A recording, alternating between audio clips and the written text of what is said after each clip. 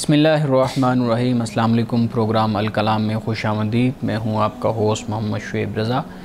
नाज़रीन किराम, प्रोग्राम के पहले हिस्से में हम कुरान करीम की कुछ आयात को समझने की कोशिश करते हैं और दूसरे हिस्से में अपने आहद के नुमाइंदा सियासी, समाजी, मजहबी मौज़ूआत पे पैदा होने वाले सवालात के जवाबात एक नए नुक्ता नज़र से जानने की कोशिश करते हैं। हसब साबिक हमारे साथ शरीक गुफ्तगू हैं जनाब मोहम्मद अमानत रसूल साहब। हमारे साथ बहुत शुक्रिया आपके वक्त का। मेरी मुआवनत के लिए मौजूद है जनाब शारिक रसूल। Shariq, thank you so much. नाज़रीन किराम, आपकी स्क्रीन पे हमारा व्हाट्सएप नंबर आ रहा होगा। आप अपने सवालात उस व्हाट्सएप नंबर पर भेज सकते हैं। हम इंशाल्लाह आपके सवालात को ज़रूर एड्रेस करेंगे। अमानत साहब, हम सूरह आराफ की तिलावत कर रहे थे और सूरह आराफ की हमने आयत नंबर 32 तक जो है ना वो अपनी गुफ्तगू का इख्तिताम किया था कल के प्रोग्राम में। आज अपनी गुफ्तगू का आगाज़ कीजिएगा। बिस्मिल्लाहिर्रहमानिर्रहीम।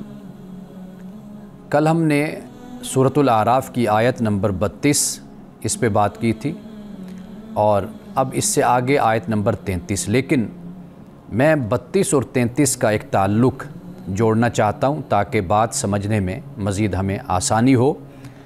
आयत नंबर 32 में अल्लाह सुब्हानहू व तआला ने असल इस बात को बयान फरमाया कि जो ज़ीनत है और जो अल्लाह सुब्हानहू व तआला ने ज़मीन से इंसान के लिए रिज़्क़ पैदा किया है और जो तय्यबात हैं यानी पाकीज़ा हैं, मुताहर हैं, उनको अल्लाह सुब्हानहू व तआला ने हलाल किया, वो जायज़ है, उनसे इंसान इस्तेफ़ादा कर सकता है। तो अल्लाह फरमाता है कि कौन है कि उसको हराम करे। गोया कि हमें ये बता दिया कि जो हलाल है, तय्यब है, वो इंसानों के लिए जायज़ है और उसको वो इस्तेमाल कर सकते हैं। उनको छोड़ना, कोई ये ख़याल करे कि अगर मैं इनको तर्क कर दूँगा तो मुझे खुदा का तक़र्रुब मिलेगा या खुदा की कुर्बत और क़ुर्ब मुझे नसीब होगा, तो ये तसव्वुर दुरुस्त नहीं है। इसलिए कि दुनिया में मुख्तलिफ़ नज़रियात भी मौजूद हैं, रियाज़तें भी हैं, मुजाहिदे भी हैं। लोग जोगी बन जाते हैं, राहिब बन जाते हैं और वो ये समझते हैं कि ये जो कुछ भी हम खाते हैं, पीते हैं, पहनते हैं और दुनिया में हम रहकर इनसे इस्तेफ़ादा करते हैं, ये अगर हम छोड़ देंगे तो इससे हमारा रब हमसे खुश होगा। एक तो यहाँ पर इस बात की नफ़ी कर दी और ये बता दिया कि ये दुनिया, ईमान वाले इस दुनिया से इस्तेफ़ादा करते हैं दुनिया की ज़िंदगी में, आखिरत तो है ही ईमान वालों के लिए। अब इसके बाद जो आयत नंबर 33 है उसमें ये सूरत थी कि खुदा की नेमतों से लोग किनारा कशी इख्तियार करते हैं और ये समझते हैं कि इससे हमारे दर्जे बुलंद होते हैं। अब जो आयत नंबर 33 है इसमें इस बात का बयान किया जा रहा है कि लोग कभी इसमें आगे भी बढ़ जाते हैं, यानी ज़्यादती भी करते हैं। अब क्या फरमाया? अल्लाह पाक फरमाता है, कुल ए नबी सल्लल्लाहु अलैहि वसल्लम आप फरमा दीजिए कि इन्नमा हर्रमा रब्बी अल-फ़वाहिशा मा ज़हरा मिन्हा व मा बतन, कि इसमें कोई शक नहीं कि मेरे रब ने फ़वाहिश को, जो ज़ाहिर है या जो छुपा हुआ है, ये जो फ़वाहिश है, बेहयाई, खुली बेहयाई, बुराई, फरमाया कि इसको अल्लाह ताला ने हराम किया है। क्योंकि कई लोग ऐसे भी हैं कि जो इसमें आगे बढ़ जाते हैं और हुदूद को तजावुज़ करते हैं, सरकशी का मुज़ाहरा करते हैं। तो यहाँ पर इसी तरह के जैसे मक्का वालों ने तवाफ़, उरियाँ और बेलिबास करना इसको जायज़ करार दिया हुआ था और समझते थे कि इससे अल्लाह खुश होगा, दर्जे बुलंद होंगे। उसी लिबास में कि जिस लिबास में ज़िंदगी गुजारते हैं उसमें गुनाह भी होते हैं, गलत काम हो जाते हैं, तो लिहाजा उस लिबास के साथ तवाफ़ ना किया जाए। अब ये जो एक अकीदा घड़ लिया गया तो अल्लाह ये फरमाता है कि मेरे रब ने तो फ़वाहिश को हराम किया है, चाहे वो ज़ाहिर है चाहे वो पोशीदा है। और किसको हराम किया? फरमाया वल इस्म, और इस्म को हराम किया। इस्म का मतलब होता है पीछे रह जाना, कोताही करना। तो यहाँ पर ये हक़ तलफ़ी के माना में आएगा कि दूसरे का जो हक़ है वो उसको ना देना, या इसका मतलब हम आम तौर पे गुनाह का इसका तर्जुमा हम कर दिया करते हैं। और फिर तीसरी बात जो बयान फरमाई वो फरमाया वल बग़य बग़ैरिल हक़, और ये जो बग़य है, सरकशी है, यानी अल्लाह ताला ने हुदूद कायम की हैं, अल्लाह ताला ने एक बाउंड्री, एक लिमिट बताई है इंसान को कि इसमें آپ نے رہنا ہے، یعنی جسے ریسٹرکشنز کہتے ہیں، وہ پابندیاں بھی انسان پر ہیں، لیکن یہ انسان کیا کرتے ہیں؟ یہ سرکشی اختیار کرتے ہیں، بغاوت اختیار کرتے ہیں۔ اور یہ بھی فرما دیا کہ احکام، یعنی جو اللہ تعالیٰ کے احکام ہیں ان میں بھی سرکشی۔ اس کے بعد فرمایا وَأَن تُشْرِكُوا بِاللَّهِ مَا لَمْ يُنَزِّلْ بِهِ سُلْطَانًا، اور یہ بھی فرما دیا کہ تم اللہ کے ساتھ کسی کو شریک کرتے ہو تو اس پر بھی کوئی دلیل تمہارے پاس نہیں ہے، یعنی اس کو بھی اللہ تعالیٰ نے حرام کیا ہے، شرک کو۔ اب اس کے بعد جو فرمایا کہ وَأَن تَقُولُوا عَلَى اللَّهِ مَا لَا تَعْلَمُونَ، اور یہ جو اللہ پر تم باتیں لگاتے ہو جو تم نہیں جانتے، تو فرمایا کہ یہ بھی اللہ نے حرام کیا۔ اب اس میں یعنی حرام کو حلال کر دینا، حلال کو حرام ٹھہرا دینا، یہ بھی اس میں شامل ہے۔ یعنی خدا نے ایک چیز کو حرام کیا، اس کو اپنے اوپر ایسے ہی حلال کر لیا۔ اللہ نے ایک چیز کو حلال کیا ہے، اس کو اپنے اوپر حرام کر لینا۔ اور اسی طرح بدعات، خرافات، یعنی ان کو ایجاد کرنا، اپنی مرضی سے کوئی بات خدا کی طرف منسوب کر دینا جو خدا نے نہیں کہی، تو یہ اس کو بھی اللہ سبحانہ و تعالیٰ نے حرام کیا ہے۔ اب ناظرین کرام یہ دیکھیے کہ اس میں اس حوالے سے کمی تھی، یعنی خدا کی جائز اور حلال نعمتوں کو بھی اپنے اوپر حرام کر لینا، یہاں پر جو حرام ہے اس کو اپنے اوپر حلال کر لینا اور وہ کرنا۔ تو یہاں پر جب یہ فرمایا نا کہ جو بے-حیائی اور برے کام جو ظاہر ہیں، جو باطن یعنی جو چھپے ہوئے ہیں، اس سے مراد کیا ہے؟ اس سے مراد یہ ہے کہ برائی کو جڑ سے اکھاڑ پھینکنا، یہ ہماری ذمہ داری ہے۔ یعنی اللہ سبحانہ و تعالیٰ اس بات کو یہاں بیان فرماتا ہے۔ صرف یہ نہیں ہے کہ ظاہری طور پر کوئی بے-حیائی ہے، کوئی برے کام ہو رہے ہیں تو وہ حرام ہیں، وہ نہیں ہونے چاہیے، بلکہ یہ جو انسان کے خیالات ہیں، انسان کے جو باطن میں اور چھپی ہوئی باتیں ہیں، کوئی حسد کرتا ہے، کوئی کینہ رکھتا ہے، کوئی بغض رکھتا ہے، کوئی منافقت اختیار کرتا ہے، یہ جو طرز زندگی ہے اور اس طرح اپنے آپ کو باطن میں ہی پلید اور اپنے آپ کو گندہ رکھنا، اسے بھی اللہ تعالیٰ نے حرام کیا ہے۔ یعنی انسان کو اپنے خیالات کی حفاظت کرنی چاہیے، نگرانی کرنی چاہیے۔ یہ وہ چیزیں ہیں جنہیں یہاں پہ اللہ سبحانہ وتعالیٰ نے بیان کیا کہ ان کو اللہ نے حرام کیا ہے۔ تو یہ کرتے کیا ہیں؟ جو حرام کیا اس کو حلال کر لیتے ہیں، جو اللہ نے حلال کیا اس کو اپنے اوپر حرام کر لیں گے، یعنی خام خواہ اپنے اوپر بوجھ ڈالے رکھتے ہیں۔ اب آخری آیت پہ ہم آج کی گفتگو مکمل کرتے ہیں، وہ یہ ہے کہ آیت نمبر 34 وَلِكُلِّ أُمَّةٍ أَجَلٌ، ہر امت کے لیے ایک وقت مقرر ہے۔ فَإِذَا جَاءَ أَجَلُهُمْ لَا يَسْتَأْخِرُونَ سَاعَةً وَلَا يَسْتَقْدِمُونَ، پھر جب ان کی مدت وہ آ جاتی ہے تو وہ نہ ایک ساعت، ایک لمحہ، نہ وہ پیچھے ہٹیں گے اور نہ آگے۔ یعنی اس سے مراد کیا ہے؟ فرمایا کہ اللہ نے ہر امت کی ایک مدت کو مقرر کیا ہے۔ اب اس مدت سے مراد یہ ہے کہ اللہ کا عذاب یا اللہ کی طرف سے جو سزا ہے وہ فوری طور پر نہیں ہے، ورنہ تو کائنات کا، دنیا کا نظام ہی نہ چل سکتا۔ تو اللہ سبحانہ و تعالیٰ ہر قوم کو وقت دیتا ہے، مہلت دیتا ہے، مدت دیتا ہے۔ قریش کو بھی اسی طرح مہلت اور مدت اللہ سبحانہ و تعالیٰ نے دی، اس لیے کہ انسان کے پاس یہ بڑا عذر ہوتا کہ جی مجھے تو ایسے میں نے گناہ کیا تو مجھے آپ نے سزا دے دی، تو مجھے تو موقع ہی نہیں ملا کہ میں توبہ کروں یا میں تیری بارگاہ میں رجوع کروں۔ تو اللہ نے پھر مہلت دی تاکہ یہ عذر اور یہ ایکسکیوز اور یہ بہانہ انسان کا ختم ہو جائے اور انسان کو بھرپور موقع ملے کہ وہ اپنے آپ کو سنوار لے، اپنے آپ کو بہتر کر لے۔ غلطی ہو توبہ کرے، احساس شرمندگی کا اظہار کرے، پشیمانی کا اظہار کرے اور اپنے آپ کو ایک اچھا انسان، اپنے آپ کو ایک اچھا مسلمان بنائے۔ تو یہاں پہ اللہ سبحانہ و تعالیٰ نے اسی بات کو بیان کیا ہے۔ ناظرین کرام، یہاں وقت ہوا چاہتا ہے ایک بریک کا، ہمارے ساتھ رہیے گا۔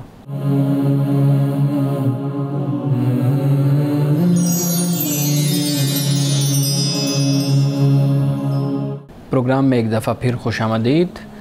امان صاحب بہت شکریہ، آپ نے لنک جو ہے نا وہ آیت نمبر 32 کا اور 33 کا بیان کیا۔ اس میں حلال اور حرام کی بات کی گئی ہے کہ کس نے جو ہے نا جس چیز کو اللہ نے حلال کیا ہے کہ کس نے اس کو حرام جو ہے نا وہ قرار دیا، تم اس کو کیوں حرام قرار دیتے ہو۔ امان صاحب اصول میں آج جاننا چاہ رہا ہوں. ہمارے ہاں حلال اور حرام کی جب بات ہوتی ہے تو بہت سی چیزوں کو ہر شخص کبھی حلال کرنے بیٹھا ہوتا ہے، کبھی حرام کرنے بیٹھا ہوتا ہے. ہماری روزمرہ کے روٹین میں یہ حلال اور حرام کے جو الفاظ ہیں وہ شامل ہو گئے ہیں. آپ بتائیے گا کہ جو اسلام ہے اس کا جو حلال اور حرام کا اصول ہے وہ بنیادی طور پہ کیا ہے؟ بنیادی طور پر جو اس کا اصول ہے وہ قرآن مجید نے اس کو بیان کیا ہے کہ حلال وہی ہے جسے اللہ سبحانہ و تعالیٰ نے حلال کیا، اور حرام وہ ہے جسے حرام کیا. یعنی آپ یوں کہہ سکتے ہیں کہ جو ہر چیز جو ہے اس کی اصل اباحت ہے، مباح ہونا ہے، اس کا جائز ہونا ہے، اس کا حلال ہونا ہے، الا یعنی مگر یہ کہ اللہ سبحانہ و تعالیٰ نے جس کو حرام قرار دے دیا.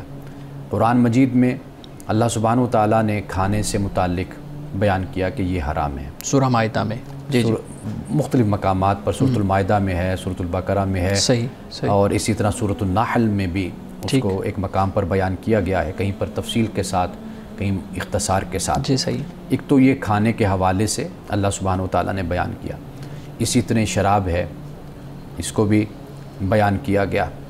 اسی طرح بہت کچھ ایسا ہے کہ جس کا تعلق انسان کے اخلاق کے ساتھ ہے، اس کو بھی بیان کیا گیا کہ یہ حرکات، عادات یہ تم پر حرام ہیں. تو ایسا بہت کچھ ہے جسے قرآن مجید نے بیان کیا ہے. تو بنیادی جو بات ہے ایک تو یہ ہے کہ انسان کا جو وجود ہے وہ اخلاقی وجود ہے. تو جہاں اخلاق کا معاملہ اور مسئلہ آتا ہے تو وہاں پر مذہب پھر آپ کی رہنمائی کرتا ہے. اور چونکہ انسان کا جو کھانا ہے، انسان کا جو پینا ہے، یہ در حقیقت انسان پر اثر انداز ہوتا ہے، تو لہٰذا وہ بھی بتا دیا کہ انسان کی جو سوچ ہے، انسان کا جو کردار ہے، اخلاق ہے، یہ اسی پر ہی کھڑا ہوتا ہے جو انسان کھاتا ہے، جو انسان پیتا ہے، جو جزو بدن انسان کا رزق بنتا ہے. اگر وہ رزق جو ہے وہ حرام ذرائع کا ہوگا، ظلم کا، تعدی کا، جس کا بیان یہاں پر ہم نے کیا ہے، حق تلفی کا، تو اس سے پھر انسان کی جو شخصیت تیار ہوتی ہے وہ پھر خونخوار درندے کی شخصیت ہوتی ہے. تو انسان کے لیے اس لیے اللہ سبحانہ و تعالیٰ نے جن چیزوں کو حرام کرنا تھا اور بتایا جو انسان کی جسمانی اور روحانی طور پر انسان کے لیے مضر ہے، اس کے بارے میں تفصیل اللہ سبحانہ و تعالیٰ نے بیان فرمائی. جی بالکل ٹھیک ہے. جی شارق آپ سوال کرنا چاہ رہے ہیں؟ جی شکریہ. ہم نے کئی مرتبہ یہ سنا ہے کہ اللہ تعالیٰ نے ہمیں دنیاوی معاملات کو ترک کرنے کا نہیں کہا بلکہ اعتدال کی بات کی ہے. تو اس بارے میں بتائیے کہ ہم اپنی زندگیوں میں بیلنس کو، اعتدال کو کیسے شامل کر سکتے ہیں؟ قرآن مجید کو اگر ہم پڑھتے ہیں، مطالعہ کرتے ہیں، تو میں مختلف مقامات پر اور جہاں میں بیٹھتا ہوں اس پر ہم بات اکثر طور پر کرتے ہیں.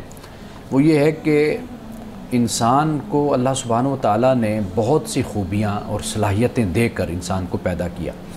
یہ جو خوبیاں ہیں، یہ جو صلاحیتیں ہیں، انسان کا تخیل ہے، انسان کا علم ہے، انسان کی پیاس ہے، ایک کریوسٹی ہے، طلب ہے، یہ انسان کو کئی دفعہ حدود سے باہر بھی نکال دیتی ہے. یعنی انسان وہ راستہ بھی اس کے لیے اختیار کرتا ہے کہ جو راستہ اس کو اختیار نہیں کرنا چاہیے، اور وہ اس کے لیے مہلک ہوتا ہے. ہم جب قرآن مجید کو پڑھتے ہیں تو قرآن ہماری شخصیت میں توازن اور اعتدال کو پیدا کرتا ہے. یعنی اب آپ دیکھیے، ہم نے یہاں پر قسط پر گفتگو کی تھی بالکل 2-3 پروگرام پہلے. اب قسط کا مطلب ہی یہی ہے کہ اعتدال اور توازن کے ساتھ ہر چیز میں، یعنی اس کو قائم رکھنا، اعتدال اور توازن کو. یعنی وہ معاشرت ہے، وہ معیشت ہے، وہ سیاست ہے، وہ انسان کی ذاتی زندگی ہے، شخصیت ہے، خاندان ہے، سب میں یہ قسط کو قائم کرنا، توازن اور اعتدال کو اور عدل کو. یہ جب ہم قرآن مجید کا مطالعہ کریں گے، ہم پڑھیں گے، تو پھر خود بخود انسانی شخصیت میں یہ اعتدال اور توازن پیدا ہوتا ہے. لیکن اگر یہ چیز نہ ہو تو پھر افراط و تفریط کی صورت پیدا ہو جاتی ہے. دنیا میں ایسے فلسفے بھی موجود ہیں، ایسے نظریے بھی موجود ہیں جس میں پھر آپ دیکھیے کہ انسان اپنی طرف سے وہ انداز، وہ طریقے اختیار کرتا ہے کہ جس سے انسان پھر دنیا سے بے رغبتی، دنیا سے ہٹ جانا، پھر زہد، پھر رہبانیت، پھر جوگ، پھر یہ راستے انسان اختیار کرنا شروع کر دیتا ہے. وہ پھر ایک دوسری انتہا ہو جاتی ہے. قرآن پڑھنے سے یہ ہے کہ انسان معتدل رہتا ہے، متوازن رہتا ہے، اور عدل پر انسان اپنے آپ کو قائم کرتا ہے۔ جی ہمارے صاحب، حلال و حرام کی بات ہو رہی تھی پہلے سوال کے جواب میں، آپ نے کہا کہ اللہ رب العزت کسی چیز کو حلال کر دے، حرام کر دے، یہ ہے اصل میں بنیادی اصول، یا پھر رسول اللہ صلی اللہ علیہ وسلم جب شارع موجود تھے تو اس وقت آپ صلی اللہ علیہ وسلم کی کچھ روایات ہمیں ملتی ہیں۔ ہمارے سے پوچھنا میں یہ چاہتا ہوں کہ کسی جگہ پہ آ کے فقہا جب چیزوں کی ایکسپلینیشن کرتے ہیں، رسول اللہ صلی اللہ علیہ وسلم کی جو روایات ہیں ان کی ایکسپلینیشن کرتے ہیں، قرآن کریم کی آیات کی ایکسپلینیشن کرتے ہیں، تو وہاں پہ بھی ہمیں فیل ہوتا ہے کہ کہیں آ کے فقہا نے کسی چیز کے بارے میں ایک سخت جو ہے نا وہ رائے دی ہے تو وہ تقریباً اس کو حرام کے قریب کہہ دیا ہے۔ وہ ایسے ہی ہم کہہ سکتے ہیں کہ عام روٹین میں ہم اس کو حرام قرار دے دیتے ہیں۔ اسی طریقے سے ریاست بعض اوقات مداخلت کرتی ہے چیزوں کے اندر اپنے معاملات کو سیٹ کرنے کے لیے، تو وہ بھی اسی لیول پہ آ کے چیزوں کو یا تو اس پہ رائے میں لے لیتی ہے یا اس پہ رائے میں لے لیتی ہے، یعنی دونوں انتہائی میں، اس میں بھی حلال اور حرام کا ایک شبہ پیدا ہو جاتا ہے۔ تو آپ بتائیے گا کہ کیا کوئی شخص یا ریاست، کوئی بھی ریاست جو مسلم ریاست کہہ لیں، وہ اس منصب کے اندر آ سکتی ہے کہ وہ کسی چیز کو حلال قرار دے دے یا حرام قرار دے دے؟ دیکھیے، پہلی بات کہ حرام قرآن مجید نے جس کو کہا، اللہ نے کہا وہ حرام ہم اس کو کہتے ہیں۔ وہ حرام یہ ہوتا ہے کہ ہم اگر اس کو نہیں مانتے تو ہم پھر قابل سزا ہوں گے، ٹھیک ہے، یعنی ہمیں اس پر سزا ملے گی کہ جو اللہ سبحانہ و تعالیٰ نے جس کو حرام قرار دیا ہم نے اس کی خلاف ورزی کی، ٹھیک ہے نا جی، اور ہماری جو نجات ہے، ہماری جو بخشش ہے، ہماری مغفرت ہے، وہ اس پر ہے کہ ہم خدا کے دیے ہوئے دین پر عمل کریں اور اس کے مطابق زندگی گزاریں۔ یعنی مثال کے طور پر دنیا میں جو پیغمبر ہوتا ہے، نبی ہوتا ہے، وہ اس کا اختیار رکھتا ہے کہ میں جو تمہیں دے رہا ہوں، جو تمہیں کہہ رہا ہوں، یہ جو حکم ہے اس پر عمل کرنا تم پر لازم اور ضروری ہے، تمہاری نجات اور آخرت کی جو کامیابی ہے وہ اس کے ساتھ وابستہ ہے۔ ٹھیک ہے، اس کا اختیار تو پیغمبر کے علاوہ جو خدا کا نمائندہ ہوتا ہے اس کے علاوہ کسی کے پاس نہیں ہے۔ بالکل صحیح، یہ بات ذہن میں رکھنی چاہیے۔ جی ٹھیک۔ جہاں تک فقہا کسی چیز کو حرام کہتے ہیں تو وہ ایک ممنوع کے معنی میں ہوتا ہے، یعنی ان کا کہنا یہ ہوتا ہے کہ بھئی ہماری تحقیق اور ریسرچ کے مطابق، ہمارے مطالعہ کے مطابق، ہمارے علم کے مطابق یہ حرام ہے، یعنی اس سے مراد یہ ہے کہ یہ شریعت اور دین کے قریب ہے کہ اس کو نہ کیا جائے تو یہ زیادہ بہتر ہے۔ یہ یعنی کراہت کہہ لیجئے، اس کو مکروہ کہہ لیجئے، آپ اس کو کوئی بھی لفظ کہہ لیں، تو وہ اس معنی میں استعمال کرتے ہیں۔ اس لیے کہتے ہیں ایک حرام فقیہ کا ہوتا ہے، یعنی ایک وہ حرام جو خدا نے جس کو حرام قرار دیا ہے، تو خدا کا حرام بالکل مختلف ہے۔ آپ کسی فقیہ کے حرام کو کر لیتے ہیں یا نہیں کرتے تو اس سے آپ کی کوئی نجات اور آخرت کا مسئلہ نہیں اس سے پیدا ہوتا، لیکن خدا کے حرام کو اگر خدا نہ خواستہ کوئی اس کی نافرمانی کرتا ہے تو وہ اس کی نجات اور اس کی بخشش کے لیے وہ بہت بڑی رکاوٹ بنتا ہے۔ تو یہ بات ہمیں ذہن میں رکھنی چاہیے دونوں باتوں میں۔ جی بالکل ٹھیک ہے، جی صحیح ہے۔ عوان صاحب، قسط کی بات ہوئی، عدل کی بات ہوئی، انصاف کی بات ہوئی، تو ایک سوال جو ہے نا وہ نوجوانوں کی طرف سے پوچھا ہی جاتا ہے، پوچھتے ہیں جی کہ انسان کی جو زندگی ہے وہ بہت قلیل ہے، اور جو کفر ہے، جرم ہے، گناہ ہے، وہ اس قلیل سے زندگی میں کرتا ہے، وہ تھوڑا وقت ہوتا ہے، لیکن جو آخرت ہے ان گناہوں کے بدلے، ان جرم کے بدلے میں آخرت میں جو سزا ملے گی وہ اتنی طویل کیوں بیان کی گئی ہے؟ کیا یہ عدل ہے؟ اچھا، آپ یہ دیکھیے کہ آج تک دنیا میں کوئی ایسا پیمانہ نہیں بن سکا کہ جو جرم کے مطابق سزا کو متعین کر سکے۔ یعنی مثال کے طور پر کسی شخص کی جان لی، مارا، قتل کر دیا، اب وہ قتل کرنے کا جو جرم ہے وہ کتنی دیر کا ہوتا ہے؟ 1 منٹ کے اندر ہو سکتا ہے، چند سیکنڈ کا ہوتا ہے۔ اب اس کو جو سزا ملتی ہے وہ موت ملتی ہے، اس لیے کہ اس نے کسی کی جان لی ہے۔ یہ تو دنیا کا قانون ہے۔ ہاں، یعنی ایک چھوٹا سا جو جرم ہے، یعنی چھوٹا نہ کہیے بہت بڑا ہے یہ، لیکن آپ دیکھیے کہ اس کا وقت کتنا ہے، یعنی کم وقت میں کیا گیا جرم ہے کیا گیا۔ اچھا، اسی طرح ایک شخص ہے کہ جس نے بوم گرا دیا، ٹھیک ہے جی، بوم سے کتنے لوگوں کو اس نے مار دیا، اب اس کے بدلے میں ایک ہی جان لی جائے گی نا، یعنی کہ اس نے لاکھوں لوگوں کو قتل کر دیا، مار دیا، لیکن اس کے بدلے میں قصاص میں ایک شخص مرا ہے جس نے یہ کیا ہے، جو قاتل ہے۔ اب آپ مجھے بتائیے، یا جیسے ایک شخص ہے کہ جس نے مجمع میں جا کر فائرنگ کر دی، لوگوں کو قتل کر دیا، اب اس نے 100 لوگ مار دیے، 20 مار دیے، اس نے 50 مار دیے، لیکن اس کے مقابلے میں قاتل صرف ایک جان ہے، اس کو قتل کیا جا رہا ہے۔ اب آپ اس 100 جانوں کا یا 1000 جانوں کا بدلہ آپ اس ایک جان سے کیسے لے سکتے ہیں؟ بالکل بالکل صحیح۔ اب تو ایک جان ہے۔ تو معاملہ اصل میں یہ ہے کہ قرآن مجید نے بھی اس کو جو گناہ ہے نا ان کو گنا نہیں ہے کہ گننے پر سزا نہیں۔ قرآن نے کہا مثقال ذرہ، یعنی کہ ذرے برابر بھی، یعنی قرآن نے وزن کی بات کی ہے، گننے کی بات نہیں کی۔ اب آپ دیکھیں کہ اس میں کتنی دنائی اور حکمت کی بات ہے۔ فَأَمَّا مَنْ ثَقُلَتْ مَوَازِينُهُ فَهُوَ فِي عِيشَةٍ رَاضِيَةٍ وَأَمَّا مَنْ خَفَّتْ مَوَازِينُهُ فَأُمُّهُ هَاوِيَةٌ۔ اب اعمال کا وزن زیادہ ہو گیا تو اچھی زندگی ہو گئی، وزن کم ہو گیا تو پھر ٹھکانہ حاویہ ہو گیا۔ بالکل صحیح۔ اب آپ خود دیکھ لیجئے کہ گننے پر آپ کوئی بات کہہ سکتے ہیں، جہاں پر وزن کی بات ہو نا تو وہاں پر وزن پھر اس طریقے سے نہیں ہم اس پر اعتراض اور سوال اٹھا سکتے۔ اور آخری بات وہ یہ ہے کہ آپ یہ دیکھیے کہ کوئی شخص ریاست کی بغاوت کرتا ہے تو اس کی بغاوت کی سزا دنیا میں رائج ہے، جدید دنیا میں بھی سزائے موت ہے، کڑی سے کڑی سزا، سزائے موت ہے۔ یعنی کوئی ایسی سزا نہیں ہے دوسری، سیدھی جان لے لو، ختم کر دو اس کو، اس نے بغاوت کی ہے۔ اب یہ ساری خدا کی اسٹیٹ ہے، خدا کی ریاست ہے۔ اب جو اس سے بغاوت کرتا ہے خدا سے، تو آپ خود بتائیے کہ اس بغاوت کی سزا پھر کیا ہونی چاہیے۔ بالکل ٹھیک۔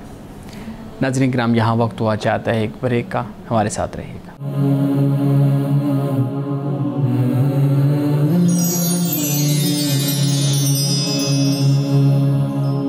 پروگرام میں ایک دفعہ پھر خوش آمدید۔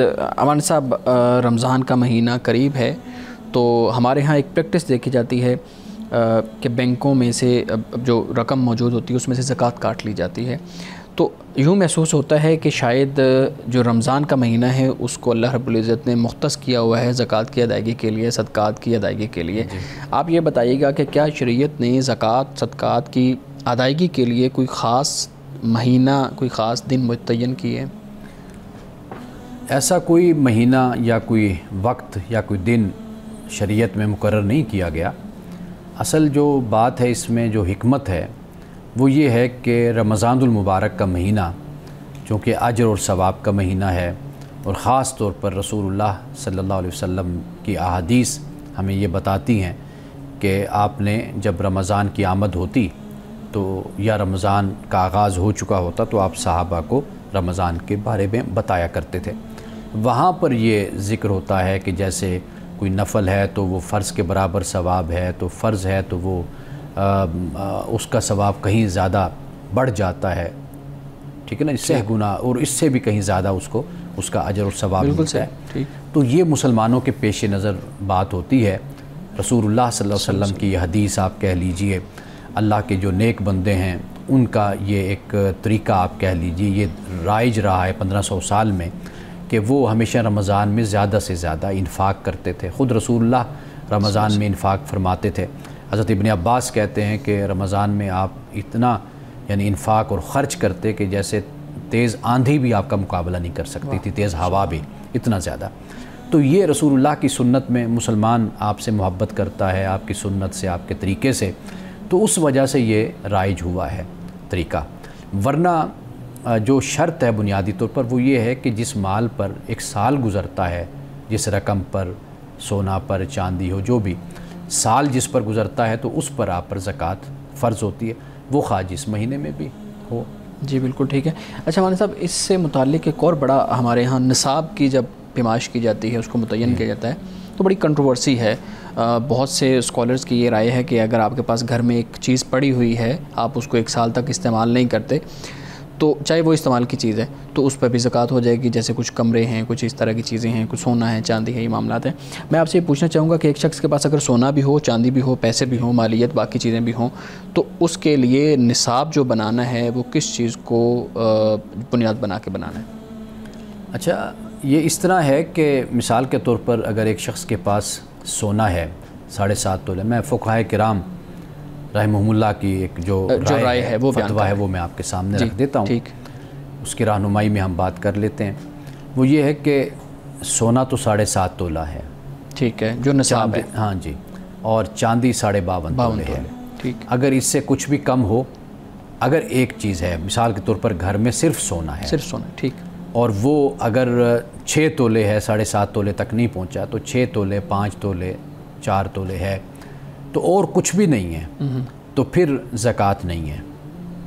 ٹھیک ہے جی.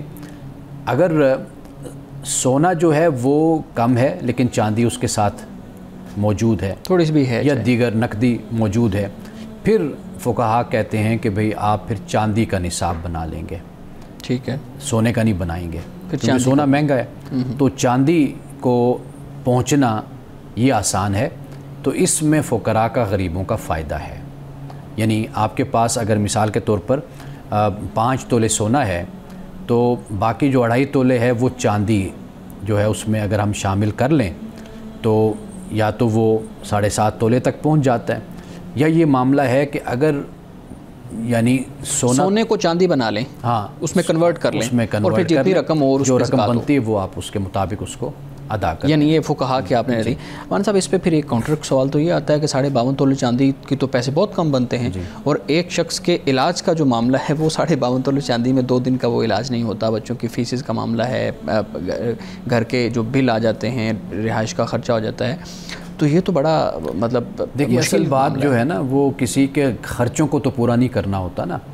یعنی مجھ پر اگر زکوٰۃ فرض ہے, میں صاحب نصاب بن رہا ہوں, تو مجھ پر لازم ہے کہ میں جتنی بھی میری زکوٰۃ نکلتی ہے, جتنا بھی میرا صدقہ نکلتا ہے, وہ میں معاشرے کے لیے پیش کروں, غرباء کے لیے, فقراء کے لیے. قرآن پاک نے اس کو جو 8 مصارف بیان کر دیے ان میں جہاں چاہوں میں اس کو خرچ کر سکتا ہوں. لیکن کسی کی فیس دینا یا کسی کا علاج وہ اس طرح میرے ذمے نہیں ہے کہ ضرور میں اتنی زکوٰۃ نکالوں. میں تو زکوٰۃ اتنی ہی دوں گا نا جتنا میرے پاس ہے اور جتنا نصاب بنتا ہے اس کے مطابق میں ادا کروں گا. میں پوچھنا یہ چاہ رہا ہوں کہ ایک شخص جو 52.5 تولے چاندی کا مالک ہے, اب 52.5 تولے چاندی کچھ لاکھ کی بنتی ہے, مطلب 2-2.5 لاکھ کی شاید بنتی ہو, مجھے اب کلیئر نہیں ہے, لیکن اتنا کم نصاب, تو اس طرح تو پھر ہر شخص جو ہے نا وہ صاحب نصاب ہو جائے گا اور کوئی بھی زکوٰۃ لینے والا معاملہ نہیں ہوگا.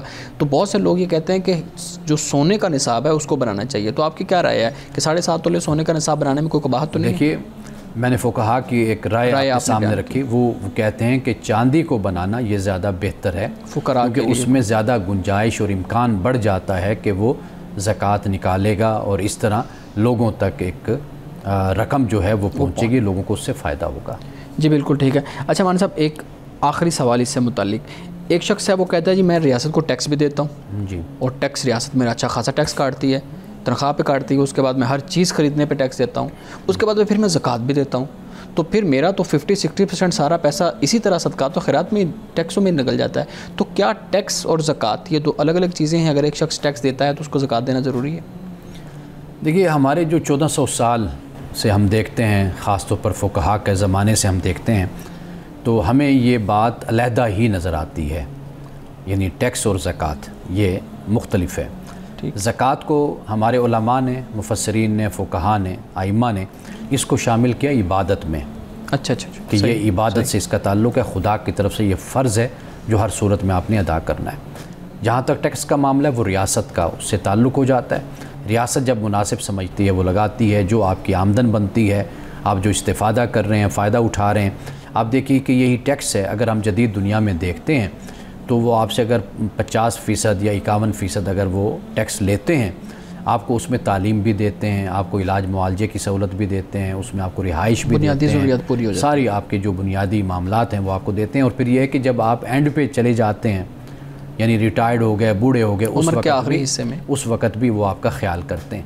یعنی ایک نظام کفالت وہاں پر موجود ہوتا ہے. تو یہ تو ٹیکس تو اس حوالے سے ہے.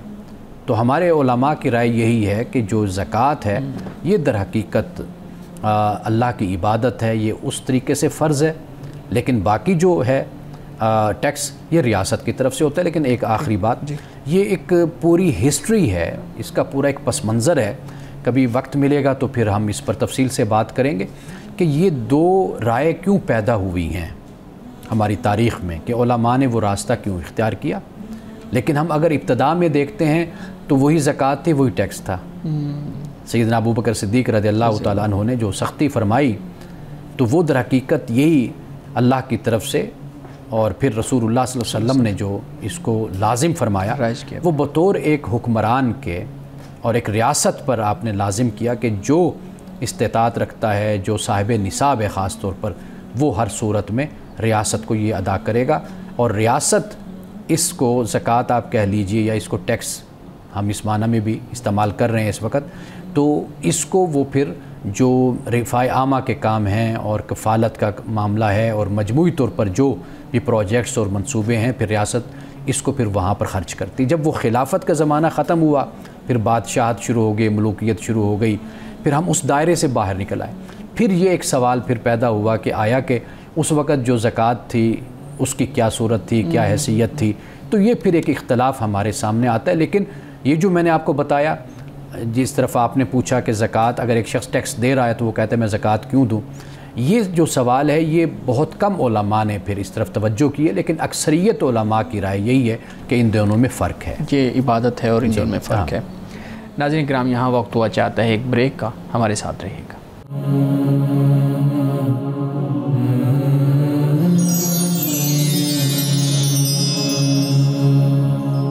پروگرام میں ایک دفعہ پھر خوش آمدید. جی شارق کا آپ سوال رکھیے گا. سائنس میں ایک دلچسپ پیش رفت دیکھنے میں آ رہی ہے. جو انسان ہے وہ جینیٹک انجینئرنگ کے ذریعے اپنی زندگی کو طویل کرنے کی کوشش کر رہا ہے. تو کیا اسلامی نقطہ نظر میں اس طرح کا جو اقدام اٹھایا جا رہا ہے سائنس کی جانب سے وہ درست ہے؟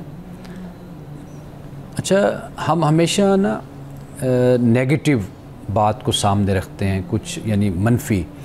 ہمارا ایک یعنی ماحول ایسا ہے. آپ نے صحیح سوال سامنے رکھا ہے، لیکن میں ایک عمومی جو رویہ ہے میں اس پہ بات پہلے کر لیتا ہوں. وہ یہ ہے کہ ہم جب سائنس ہمارے ہاں آتی ہے، جیسے اے آئی آ گئی، اور اب جیسے آپ نے اس سائنس کے اس پہلو کی طرف بھی آپ نے اشارہ کیا ہے، ہم ہمیشہ اس کو یعنی پہلے کلوننگ کا ایک مسئلہ آیا تھا کچھ سال پہلے، اس پر بڑی ڈسکشن ہوئی تھی. ہم یعنی اس کے مثبت اگر پہلوؤں کو ہم دیکھیں گے نا، پازیٹیو، اس میں بہت کچھ ایسا بھی نظر ہمیں آتا ہے جس سے انسانیت کو بہت فائدہ بھی پہنچتا ہے. یعنی اسی سے ہی میڈیسن کی بھی ایجادات ہوتی ہیں، اسی سے ہی آپ یوں کہہ لیجئے کہ جو انسانوں کو رزق کی کمی کا مسئلہ درپیش ہے تو وہ بھی حل کیا جا سکتا ہے. اور بہت طریقے ہیں جس سے یہ مسائل حل ہو سکتے ہیں. اب مثلا اے آئی ہے یا روبوٹ کا وجود ہے اور اس طرح کی ایجادات ہیں، ہم ہمیشہ جو چیز ہے نا اس کو نیگیٹو لیتے ہیں، جس سے ایک خوف سا ہمارے اندر پیدا ہو جاتا ہے کہ بھئی یہ تو ایسے لگتا ہے کہ مذہب کو چیلنج کر دے گا، مذہب کو چیلنج کر رہا ہے یا ہماری زندگی کو خراب کر رہا ہے، جبکہ یہ ہماری زندگیوں کو آسان کر رہا ہے. ہاں جی. یعنی آپ مثال کے طور پر آپ دیکھیے کہ ایک وقت تھا کہ 90 کی دہائی میں کمپیوٹر آ گئے. جی.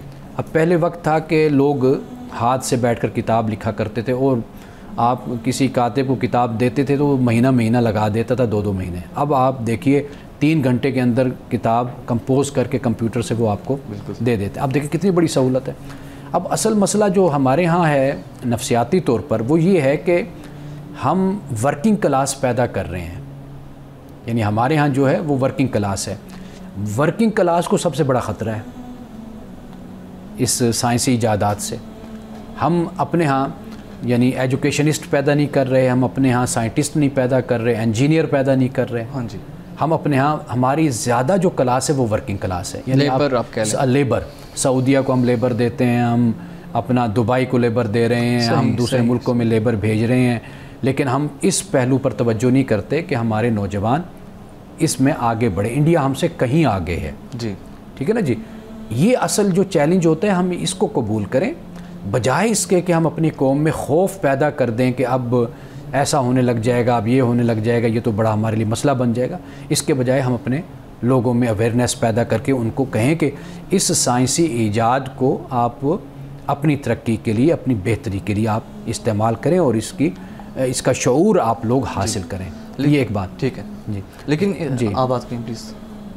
آخری بات جو میں اس حوالے سے کہنا چاہتا ہوں کہ اگر جس سائنس کے جینیٹک آپ کہہ رہے ہیں جینیٹیکل جو انجینئرنگ ہے، آپ اس کو بھی دیکھیں گے نا تو اس کے بھی کئی پازیٹیو اور مثبت پہلو ٹھیک ہے آپ کو نظر آئیں گے. یعنی آپ کچھ سال پہلے اگر دیکھیں گے تو بیماریاں اور انسانی زندگی یہ ہمیشہ خطروں میں گھری رہتی تھی. یعنی ایک بیماری آئی، وبا ایسی پھیلی کہ اس نے لاکھوں لوگوں کو اڑا دیا، ہلاک کر دیا، لیکن اب کنٹرول ہوتا چلا گیا. انسان کی زندگی پہلے سے زیادہ محفوظ ہے. جی.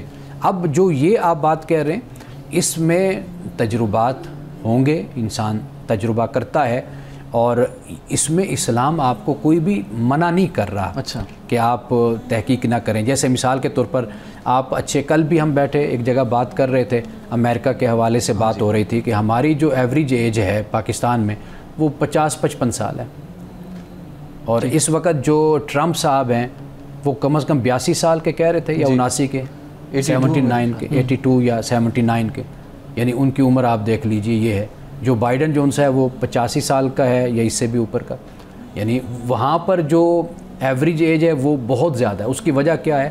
خوراک ہے، ماحول ہے، اور انسان وہاں پر سہولت میں رہتا ہے، عمر اس لحاظ سے زیادہ ہو جاتی ہے۔ تو آخر انسان نے آگے تو بڑھنا ہے نا، اور اس نے اپنی صحت کا بھی خیال کرنا ہے، اپنی عمر کا بھی خیال کرنا ہے، اس نے اپنے آپ کو مزید بہتر سے بہترین بنانا ہے۔ یہ تو انسان کی خواہش ہے، اس میں کوئی حرج ایسا نہیں ہے کہ اگر کوئی جینیٹیکل انجینئرنگ کی آپ بات کر رہے ہیں، اگر اس طریقے سے آگے کوئی پیش رفت ہوتی ہے تو اسلام اس سے کوئی منع نہیں کرتا۔ اس زمن میں جو اعتراض کیا جاتا ہے وہ یہ ہے کہ انسان جب جینیٹک انجینئرنگ کی جانب جا رہا ہے تو وہ اللہ تعالیٰ کی قدرت کو چیلنج کرنے کی کوشش کر رہا ہے۔ وہ اب جینیٹک انجینئرنگ کی بات کر لیں تو انسان جو ہے وہ سپر ہیومنز بنانے کی طرف جا رہا ہے۔ چائنا میں اس کا جو تجربات ہیں اس حوالے سے وہ کیے جا رہے ہیں، تو اللہ تعالیٰ کی جو قدرت ہے وہ مخالف جو ہے وہ کھڑی ہو جاتی ہے۔ اس زمن میں اعتراض کیا جاتا ہے۔ جو اس ضمن میں اعتراض ہے وہ ایک لحاظ سے آپ اس کو کہہ سکتے ہیں کہ ویلڈ اس طریقے سے ہے کہ انسان کی زندگی کو اس سے خطرات بھی لاحق ہوتے ہیں۔ خود اسٹیفن ہاکنگ کو اگر ہم پڑھتے ہیں تو اس نے اس بات کو لکھا ہے کہ یہ جو کچھ بھی انسان بنا رہا ہے اسی سے ہی انسان کے وجود کو خطرہ بھی لاحق ہو سکتا ہے۔ یہ ایک علیحدہ پہلو ہے، لیکن یہ بات یاد رکھیے کہ اللہ تعالیٰ نے انسان کو جو طاقت دی ہے، قوت دی ہے، یہ قوت اور طاقت انسان جہاں اگر یہ تخلیق، یہ ایجاد کر رہا ہے تو انسان پھر اس کا سد باب بھی ڈھونڈتا ہے وقت کے ساتھ ساتھ۔ ابھی ایجادات ہیں، تحقیقات چل رہی ہیں آگے، لیکن اگر کوئی اس کا نیگیٹو پہلو اسپیکٹ ہوگا تو انسان آپ دیکھیں گے کہ وقت کے ساتھ ساتھ اس کو بھی کنٹرول کر لے گا اور اس پر بھی ڈومینیٹ ہو جائے گا۔ مولانا صاحب آج کی حدیث مبارکہ بیان کیجیے گا۔ آج کی حدیث حضرت حسن بن علی رضی اللہ تعالی عنہ سے روایت ہے، یعنی حضرت امام حسن سے۔ فرماتے ہیں کہ رسول اللہ صلی اللہ علیہ وسلم نے فرمایا کہ وہ چیز چھوڑ دو جو تمہیں شک میں ڈالے، اور وہ چیز اختیار کرو جو شک میں نہ ڈالے، بس بے شک سچ اطمینان ہے اور جھوٹ شک ہے۔ یعنی جو سچ ہے اس سے انسان کو اطمینان ہوتا ہے، یعنی جو چیز نظر آتی ہے یقینی ہے وہ اس کو بس مانو، اس پر آپ کا اطمینان بھی ہوگا، اور جو شک کی باتیں ہوتی ہیں وہ جھوٹ ہوتی ہیں، ان کو اپنے دل میں بالکل جگہ نہ دو، اس لیے کہ شک جو ہے یہ انسان کے اطمینان کا اور انسان کے سکون کا دشمن ہے۔ ناظرین کرام، اس دعا کے ساتھ اپنے پروگرام کا اختتام کریں گے۔ اللہ رب العزت حسن کلام اور تاثیر کلام عطا فرمائے، ہماری زبان کے گروں کو کھول دے اور سننے والوں تک خیر کا پیغام پہنچے۔ اجازت دیجیے، خدا حافظ۔